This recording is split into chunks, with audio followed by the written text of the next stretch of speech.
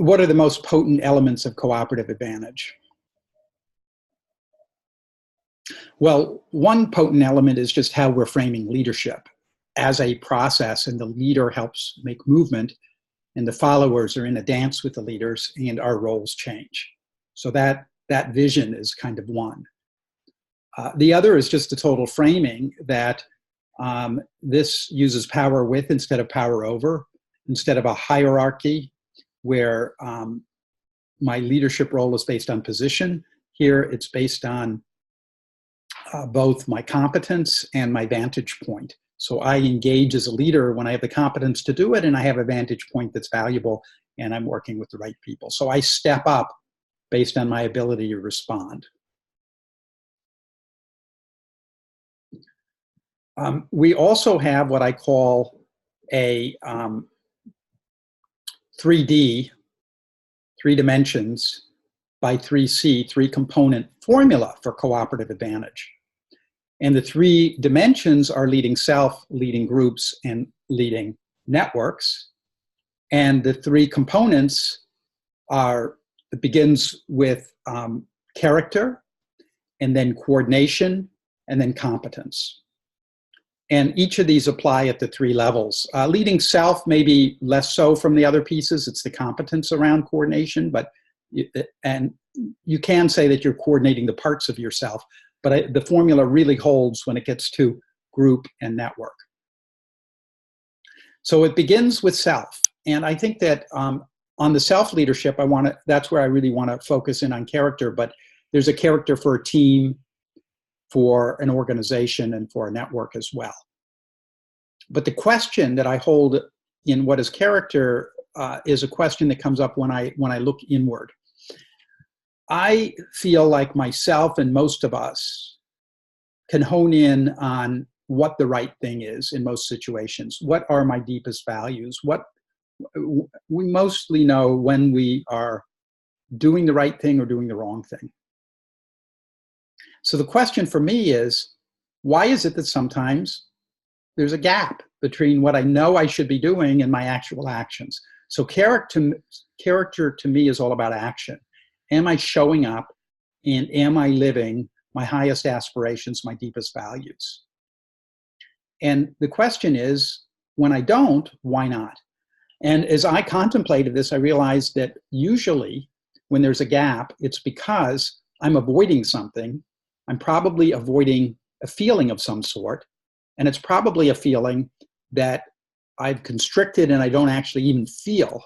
So I have a subroutine within me to keep me safe, and instead of dealing with the issue here when I should, I might get tight and then go off and do something else. And there's the gap that turns into a gap between doing the right thing, the highest value, and doing something else.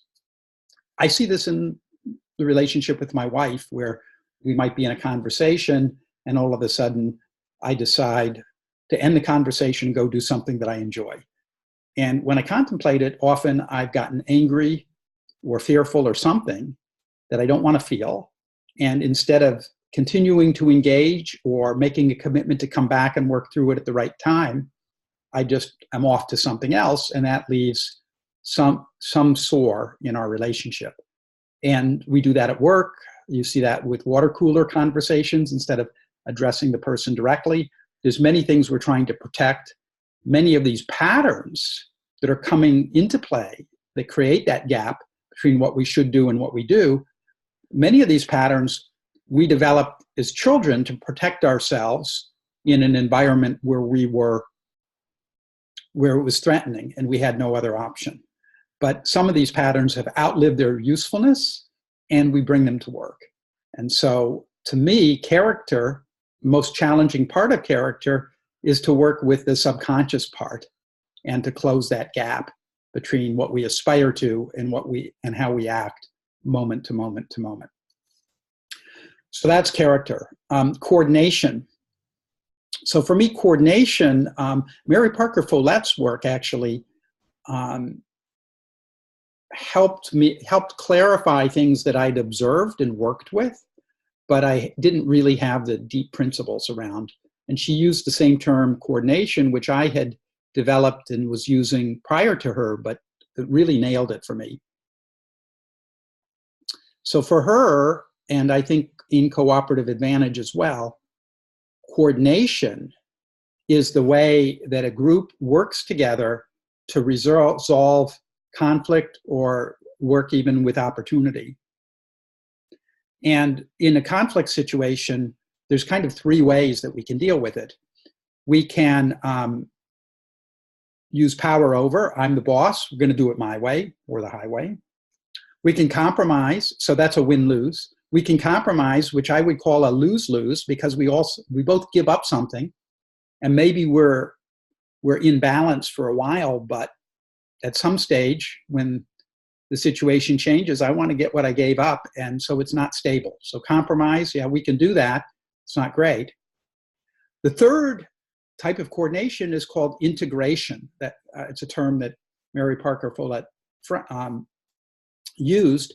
And this is, how do I take the best of each of us, like really understand these multiple perspectives, and create something new, create a unity that includes the best of all of these perspectives, unify that, and direct that power towards our end goal. So it's a creative process.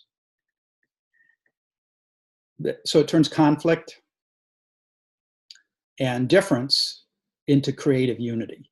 So that is coordination. Now, that's the external side of coordination, but there's an internal side, because often when we're in these conflicts, we may not be unified internally. We may have parts of us that want one thing and parts of us that want another thing. I mean, if I go back to character, one of the reasons that I don't always align with my highest values is there's some part of me that is working on another objective. I want to feel safe. I want to avoid something. So we can have parts of us that are dealing, often outside of our consciousness, dealing with different issues and working against each other. So as we integrate externally to work with others, there's often an internal integration that's needed as well. And so you can think of conflict as the opportunity to grow and develop and innovate externally, and to grow and develop and integrate internally, or you build character and you build innovation. So coordination is a very, very powerful way to work. Principles of coordination in Power With are ones that we see in quality programs and safety programs, where the people that are engaged and involved have to actually make the things happen and direct their energies. And I would say that we see Power With in the appreciative inquiry process, it's certainly part of design thinking. So there's many, many methods that use this, but the basic principle of coordination is to unlock everybody's power, unify it, and direct it together, and to do that in a creative way. The third component is competence. And as I said in an earlier segment, for me, competence isn't really so much about how good I am, but it's really, am I on a path of mastery using disciplined practice where I get better and better and better over time. It's really interesting because my wife is from Taiwan, and she went to a high school where she gets together when she goes back to Taiwan with her high school classmates. She told me once that she was surprised by one of her classmates. This classmate was super successful. She's a CEO. She said, you know, in high school, this woman was the same as everyone else. She had nothing distinctive. She wasn't first in her class or anything like that. She only had one quality that was a little different. She was the hardest worker that I knew. So that hard work over time, particularly when it's directed in a disciplined way, that's what creates mastery.